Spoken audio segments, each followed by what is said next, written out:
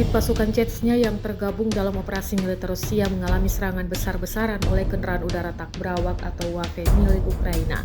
Serangan tersebut menyebabkan sejumlah prajurit terluka yang kemudian segera dievakuasi dari lokasi pertempuran.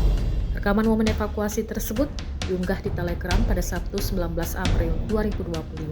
Serangan UAV Ukraina terjadi secara intensif dan terkoordinasi, menargetkan posisi pasukan Chechnya yang tengah bertugas di garis depan. Meski mendapat serangan mendadak, pasukan Chechnya menunjukkan ketangguhan dan tetap mempertahankan posisi hingga proses evakuasi dapat dilakukan dengan aman.